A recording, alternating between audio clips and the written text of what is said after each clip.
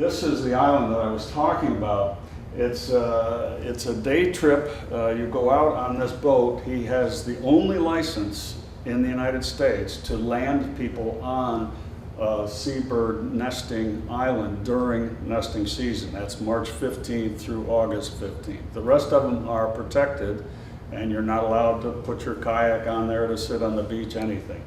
But this one, he can take 16 passengers a day. And if the tide's good and the waves are good and the wind is good, you can get out of your boat and get up onto some catwalks that they have on the island, and they put you in a wooden blind for 2 hours, and you stay in the blind. It's an interesting place because when you land on shore, it says, "Welcome to Machias Seal Island" in English. The U.S. government is welcoming you. And next to it is a sign by the Canadian government welcoming you in 2 languages.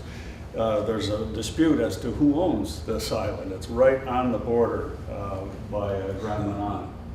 But it was a fantastic 2-hour visit. I took about 2,500 photos in this period of time because there are birds literally everywhere, including on the roof of our little wooden hut. Right out in front of us, when we first got there, you see all these razor bills with the black beak and the white stripe. They're really cool birds. My son says they look like ninja warriors, and that's a pretty good description. And we had just one puffin to start with, but then we had this beautiful northern gannet. This is a seagoing bird that you don't see a lot from shore. If you're out on some of the ocean cruises, you can see them, but they're just gorgeous birds. This is a male that's been visiting this island for like 8 years, hoping for love, and no love interests have shown up. So he's out there displaying and showing his stuff, but no females have shown up to complete the life cycle. But we were lucky to see him so close. Puffins nest, as we use that term, in a very rudimentary fashion. They may not actually do anything except lay an egg on the ground.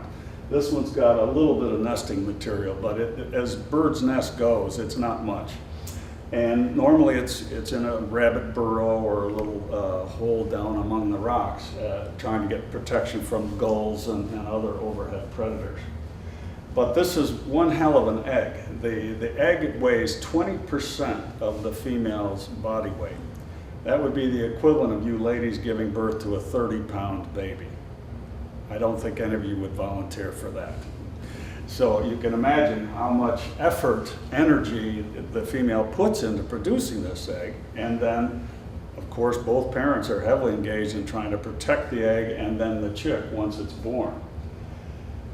They go out to sea to find feed, both to sustain themselves during this period from around May 15th, June 1st until mid-August that they're on the island.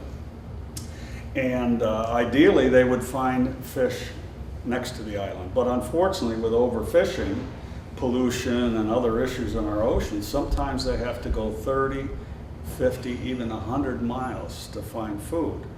You don't need to be a biologist to know that's a huge energy drain on the parents, and therefore they have to sometimes abandon their chick to sustain themselves for another year of life. So it's a really tough process that they go through here. The birds are really spectacular creatures. They have been caught in fishing nets as deep as 300 feet. Imagine a bird with just these small wings and their feet diving that far. But they're very adept at catching fish.